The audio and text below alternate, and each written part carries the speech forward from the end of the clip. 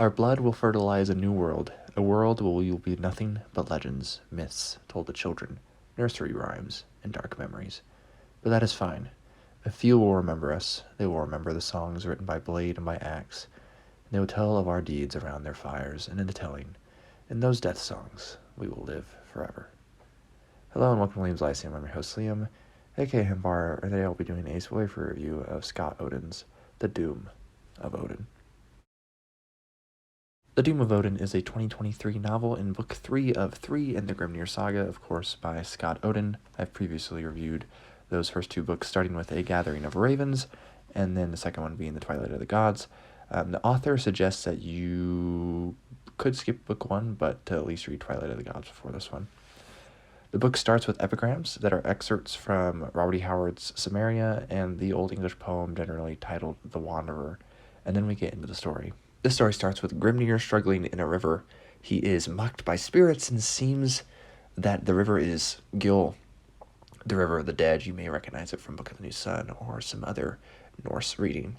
But reality may mean he's in Sicily or maybe the peninsula in Lombardy, as he recalls slaying servants of the worm and being slain by a soldier sick of the plague. It's a very disorienting start, as Grimnir knows not whether he lives.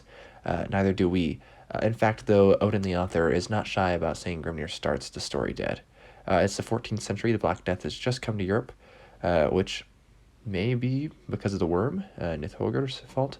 The place Grimnir finds himself in, an afterlife of struggle, of warcraft and undeath.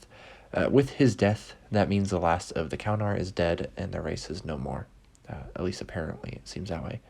The Skrailingar and Kaunar in this afterlife are as they died, which means they're a pact of adolescents that have, been looking like they've been adolescents for centuries and millennia.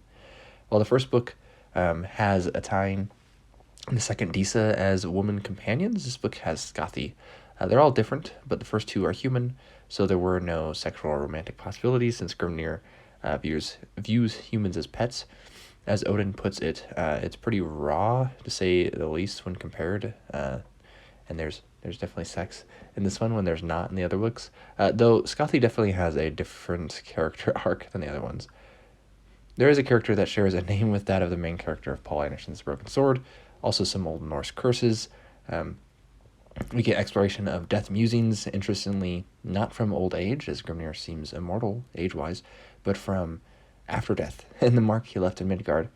Beowulf's Grendel is even explained very briefly. But above all of this, one feels kind of like at home in this weird, grisly afterlife. It's grim, but it finally has the meat hall of the story for stories, and brotherhood and contention. Trouble brews among the dead of Nastrong. Ragnarok seems like it should have come already, and Loki is absent and has been for a while. And even all this considered, we do get a nice look of the plagued Europe, similar in part to Bjorn's Between Two Fires. Odin keeps it interesting, and when you think you know what's going on, he switches things up. There's much more violence this time, but Odin makes it work, and Grimnir somehow comes out as a very lovable bastard. I think many Grimdark fans would probably like it, honestly. Of course, Sword and Sorcery fans will too, as that's how I'd categorize this. But Grimnir is rather alien, and I think that works more than some human being a total dastard.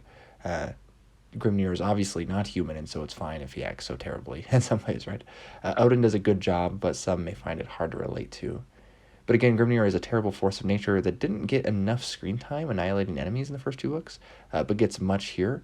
And the technical aspects, particularly the shifts in story and the way, italicized parts are used in this one, it's very well done. Also some nice nods to things like Lovecraft and, of course, Robert E. Howard. Note, there is a glossary at the back of this one. Also, the opening of Chapter 9 seems to be inspired by the opening line of Neuromancer, which was a conversation I know was had on the Whetstone Tavern Discord, and I wrote a Sword and Sorcery story with an opening line inspired by that line.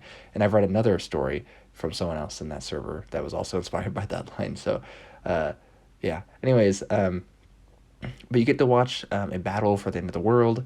There's undeath, there's gods at war, sorcery, strange worlds, and barbarism, and the excitingly excellent conclusion to Grimnir's saga. I'll catch you next time.